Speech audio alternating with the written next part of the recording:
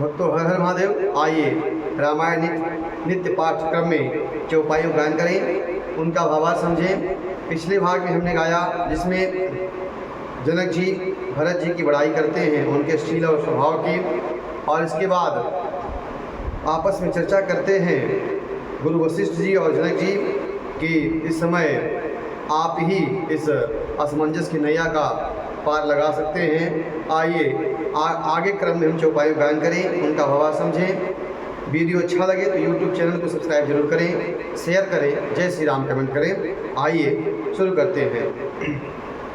सुनि मुनि बचन जनक अनुरागे, लख गति ज्ञानु विरागे, शिथिल स्नेह गुणत मन माही, आई हाँ कीन भल नाही, आए हाँ कीन भल नाही। मुनि वशिष्ठ के वचन सुनकर जनक जी प्रेम मग्न हो गए और उनकी दशा देखकर ज्ञान और वैराग्य को भी वैराग्य हो गया। वे प्रेम से शिथिल हो गए और मन में विचार करने लगे कि हम यहाँ आकर अच्छा नहीं किए, ऐसा जनक जी विचार करने लगे।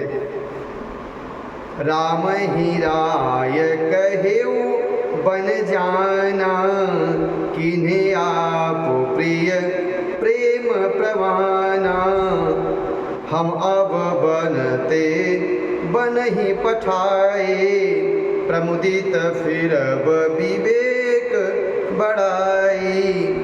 राजा दशरथ जी ने श्री राम को बन जाने के लिए कहा था और अपने प्रिय प्रेम को प्रमाणित कर दिया, सच्चा कर दिया और पुत्र वियोग में शरीर का त्याग कर दिया। परंतु हम इन्हें वन को भेजकर अपने विवेक की बड़ाई में आनंदित होते हुए लौटेंगे। हम श्री राम को वन में छोड़कर चले जाएंगे, दशरथ जी की तरह मरे नहीं। तापस मुनि महिसुर सुनि देखी, भय प्रेम बस विकल विसेखी, समौ समुझि धरि धीरज राजा, चले भरत पहि सहित समाजा, चले भरत पहि सहित समाजा। तपस्वी मुनि ब्राह्मण यह सुन और देखकर प्रेम से विह्वल हो गए, व्याकुल हो गए। समय का विचार करके राजा जनक जी धीरज धरकर समाज सहित भरत जी के पास गए। भरत आई आगे भल लीन है, भरत आई आगे भई लीन है, अवसर सरिस सुवासन दीन है, तात भरत कह तेरहु तिराऊ, तुम्हि विदित रघु वीर सुभाऊ, तुम्हि विदित रघु वीर सुभाऊ।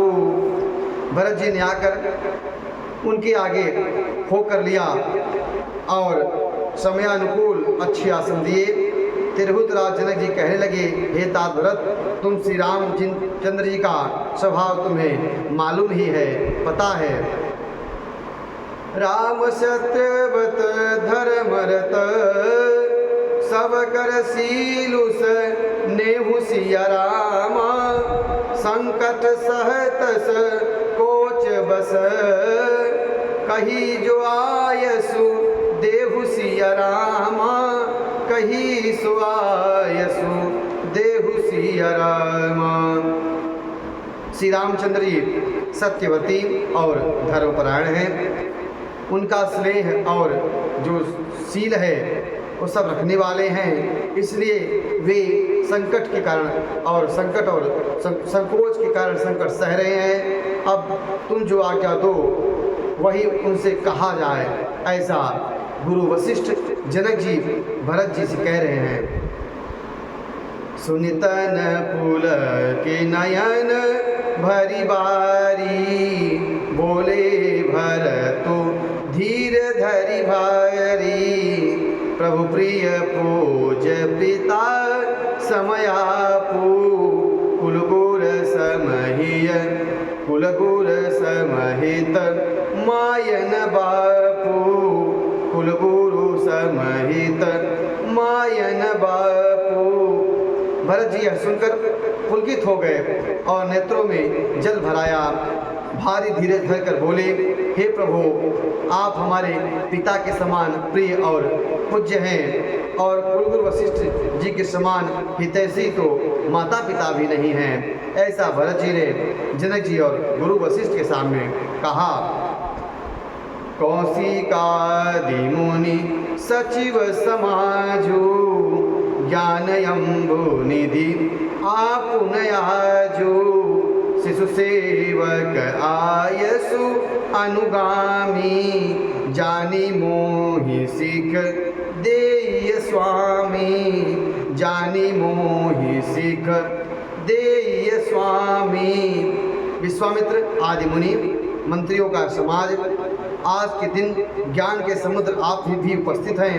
हे स्वामी, मुझे अपना बच्चा सेवक और आज्ञा अनुसार समझ कर चलने वाला शिक्षा दीजिए मुझे।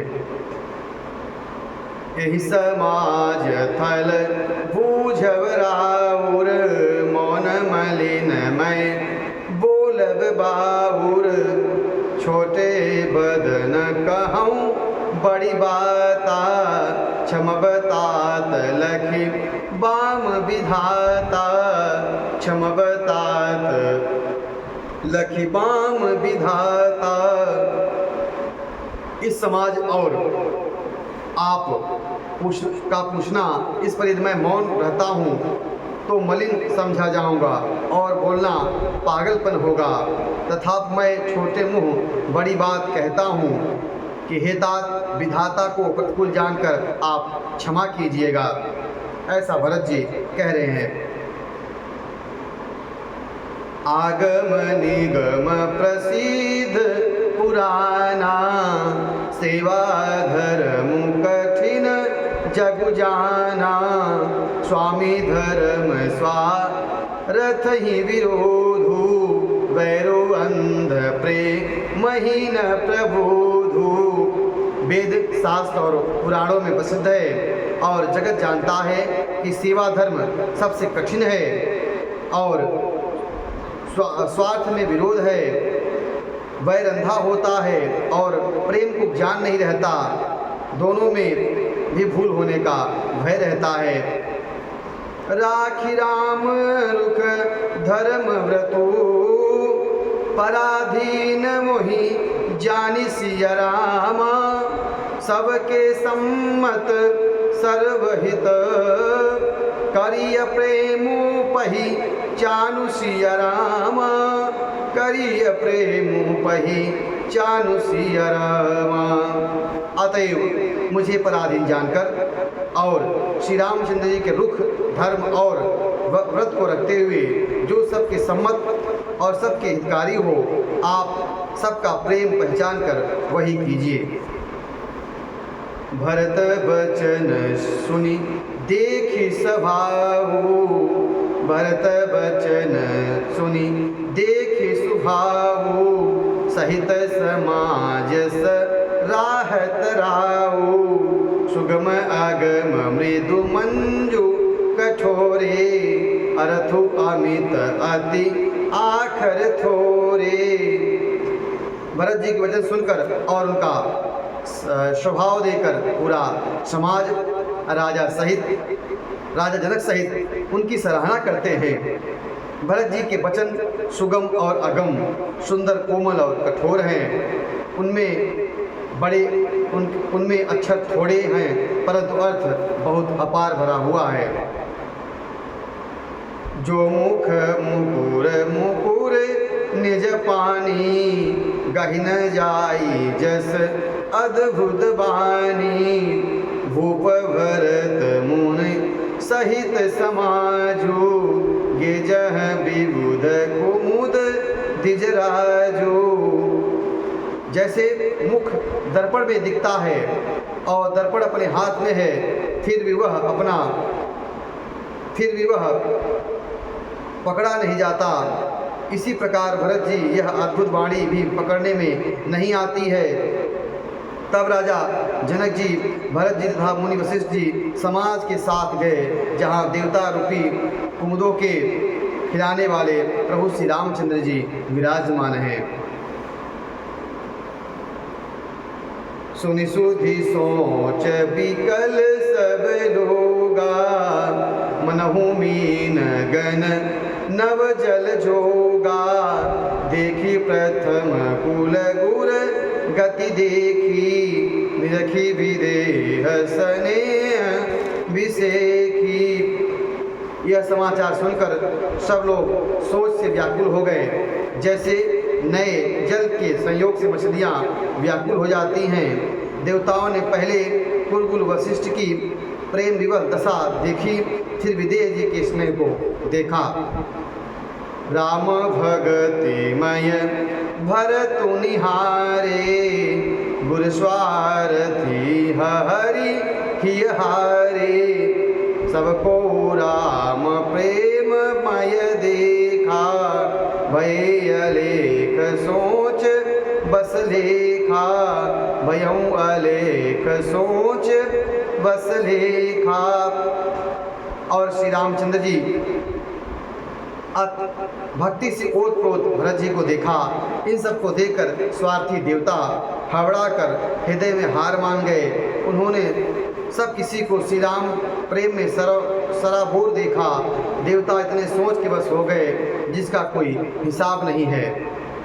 राम स्नेह सकोच बस, कह ससोच सुर राजु सिय राम। रचहु प्रपंच ही पंच मिली, नाहित भयऊ काज मोरे राम। नाहित भयऊ अकाज मोरे राम।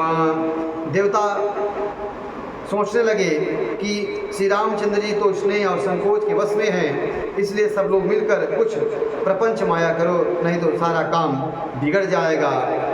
वह इस डर में है कि कहीं जनक जी, वशिष्ठ जी और भरत जी के प्रेम में प्रभु अयोध्यापुरी वापस न लौट जाएं। इस बात का देवताओं को डर है, तो आपस में चर्चा करते हैं कि कुछ ऐसी माया चली जाए, रची जाए, जिससे इनका जो खेल बन रहा है, जो प्रभु को वापस करने का विचार है, वह बंद हो जाए। आज की कथा यहीं पर। वीडियो अच्छी लगी हो, कथा अच्छा लगा हो तो यूट्यूब चैनल को सब्सक्राइब जरूर करें, शेयर करें, जय श्री राम कमेंट करें। हर हर महादेव।